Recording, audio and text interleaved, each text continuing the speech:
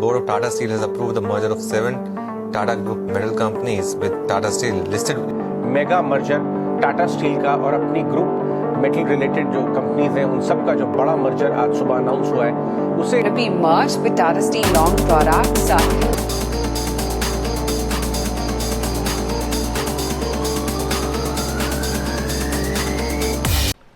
Hello everybody. Can you imagine that how big is Tata's massive business empire? I assure you कि आपने जो कुछ भी guess किया होगा टाटा का बिजनेस एम्पायर उससे बहुत ज़्यादा बड़ा है, उससे मल्टीपल टाइम्स बिगर है. Ranging from Tata Motors, Starbucks, Titan, Tata T, air India, Tata is everywhere. यहाँ तक कि दलाल स्ट्रीट में ये भी कहा जाता है कि टाटा इज़ इनएविटेबल. अगर आप अपने घर से निकलकर ऑफिस या एजुकेशनल इंस्टीट्यूट आप जाएंगे तो आपको रास्ते में कोई ना कोई एक कमोडिटी ऐसी ज़रूर यूज़ करनी पड़ेगी जो डायरेक्टली या इनडायरेक्टली टाटा ग्रुप से रिलेटेड होगी. तो इस टाटा के बिजनेस एम्पायर के पीछे जो सबसे बड़ी उसकी बैकबोन है टाटा स्टील, आज उसके बारे में डिस्कस करेंगे. क्योंकि रिसेंटली 22 सितंबर को टाटा स्टील ने एक बहुत ही मेजर अनाउंसमेंट करा जिसमें उसने ये बताया कि जो उसकी 7 सब्सिडरीज कंपनीज हैं वो उसका एमलगेशन करेगा. एमलगेशन मीन्स कि जो कंपनीज अलग अलग वर्क करती थी अब वो टाटा स्टील में मर्ज होकर एज अ टाटा स्टील के पार्ट. ना तो क्वेश्चन हियर इज दैट कि टाटा ने ये एमलगेशन अनाउंस क्यों करा, कौन से ऐसे बिजनेस लेसन्स हैं जो आप सीख सकते हैं. अब इस बात को बहुत ही केयरफुली समझिएगा कि मिनिस्ट्री ऑफ स्टील के अकॉर्डिंग इंडिया का जो टोटल स्टील प्रोडक्शन कैपेसिटी है वो 143.9 मिलियन टन है और इसमें टाटा स्टील अकेले 34 मिलियन टन कैपेसिटी उसकी है. यानी इंडिया में जितनी भी स्टील प्रोड्यूस होती है टाटा स्टील उसका 27% अकेले. टाटा स्टील वर्ल्ड की 10th largest steel production company है. India total 13.49 million ton export करता है. इसमें टाटा स्टील का contribution more than 50% around 7 million ton है. अगर आपको टाटा स्टील के कुछ मेजर वर्क्स के बारे में बताएं तो दुबई का जो बुर्ज खलीफा है जो वर्ल्ड की टॉलेस्ट बिल्डिंग है उसके कंस्ट्रक्शन का काम भी टाटा स्टील ने करा था और जो इंग्लैंड में लंदन आई है उसके कंस्ट्रक्शन में भी Tata Steel as a partner था. और अभी इंडिया की जो पार्लियामेंट बिल्डिंग और न्यू जो सेंट्रल विस्टा बन रहा है उसका प्रोजेक्ट भी टाटा के पास ही है. और Tata Now the question over here is that the company which is doing so good both domestically and internationally उसको ऐसे एमलगेशन की ज़रूरत क्यों पड़ी. पीछे के कुछ जियोपॉलिटिकल रीजन समझ लेते हैं. चाइना वर्ल्ड में एक टॉप प्रोड्यूसर है स्टील का, लेकिन वहाँ पे इस समय कोविड की वजह से लॉकडाउन चल रहा है, इसलिए चाइना अभी ना तो उसकी प्रोडक्शन कैपेसिटी उतनी अच्छी है ना तो वो एक्सपोर्ट कर सकता है. Now, China has reported over 4,500 cases. This was on Sunday. China's biggest metropolis will be on lockdown.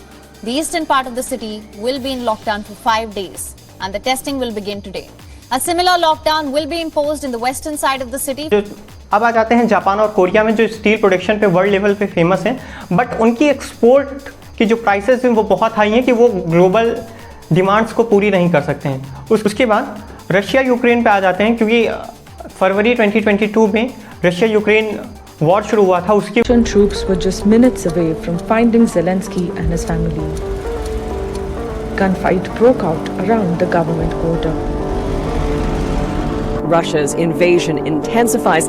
This is one of the border crossings where we anticipate to see a large number of Ukraine launched its long-anticipated attack on Ukraine, striking military posts across the country. और Ukraine दोनों 40 million tonne jointly steel produce करते थे और ये global market का एक बहुत बड़ा हिस्सा था. तो इन सारी जियोपॉलिटिकल रीजन की वजह से अब बात आ जाती है टाटा स्टील पे. टाटा स्टील के पास एक बहुत अच्छी अपॉर्चुनिटी थी वर्ल्ड सप्लाई चेन को मेंटेन करने की और ग्लोबल डिमांड्स को पूरी करने की. लेकिन मई 2022 में गवर्नमेंट ने स्टील के एक्सपोर्ट पे जो एक्सपोर्ट ड्यूटी होती है वो 50% बढ़ा दी. उसके पीछे का रीज़न ये था कि इंडिया में जो इस समय कंस्ट्रक्शन का काम है वो बहुत ही अनप्रेसिडेंटेड स्केल पे चल रहा है. मल्टीपल गवर्नमेंट के प्रोजेक्ट्स हैं, प्राइवेट प्रोजेक्ट्स हैं जो बहुत ही हाई लेवल पे चल रहे हैं. उसके लिए स्टील की जो डिमांड है वो डोमेस्टिकली पूरी करनी ही बहुत ज़्यादा मुश्किल है. तो टाटा ग्रुप का जो बिजनेस एम्पायर है वो अभी एट प्रेजेंट पूरे वर्ल्ड में 150 कंट्रीज़ में ऑपरेट करता है. इंडिया की बात करें तो इस समय उसकी 29 कंपनीज शेयर मार्केट पे पब्लिकली लिस्टेड हैं. अब इतनी ज़्यादा कंपनीज़ को मैनेज करना उनके और ऊपर से सेबी का रेगुलेशन, बैंक्स के रेगुलेशन, वो सब मैनेज करना बहुत ही क्रिटिकल टास्क हो जाता था. तो ये टाटा ग्रुप ने ये चीज़ डिसाइड की है कि अगर इन सारी कंपनीज़ को हम मर्ज कर देते हैं तो सबसे बड़ी बात कि स्टाफ में ही ज़्यादा काम हो जाएगा, लॉजिस्टिक सपोर्ट पर उनको उतना ज़्यादा खर्च नहीं करना पड़ेगा और अब बात आती है कि इस बिजनेस केस स्टडी से ऐसे कौन से लेसन हैं जो आप सीखकर अपने बिजनेस में अप्लाई कर सकते हैं। पहला लेसन ये है कि टाइम के अकॉर्डिंग चेंज होना। हमें ध्यान है कि कुछ ऐसी कंपनीज थी जो टाइम के अकॉर्डिंग खुद को चेंज नहीं कर पाई, लेकिन जैसे नोकिया और ब्लैकबेरी आज वो कहाँ पे एग्जिस्ट करती हैं आप खुद भी देख सकते हैं। इन 7 कंपनीज को टाटा स्टील में मर्ज करने के बाद एक जो सबसे बड़ा बेनिफिट टाटा को मिलने वाला है वो है सिंप्लीफिकेशन। जब ये सारी एक कंपनीज हो जाएंगी, जो सेबी के रेगुलेशंस हैं, जो बैंक्स के तमाम रूल्स एंड रेगुलेशन हैं, उसमें टाटा को बहुत ही ज़्यादा एक प्रॉफिट मिलने वाला है। और तीसरा कि आयरन ओर के एक्सट्रैक्शन पे गवर्नमेंट को जो रॉयल्टी देनी पड़ती है वो डिफरेंट ना होकर सिर्फ एक जगह देनी पड़ेगी। आगे और भी बिजनेस केस स्टडीज़ हमारे चैनल पर आती रहेंगी। Business case studies and marketing insights से अपडेट रहने के लिए आप स्टार्टिकॉन को फॉलो कर सकते हैं, यूट्यूब पर सब्सक्राइब कर सकते हैं।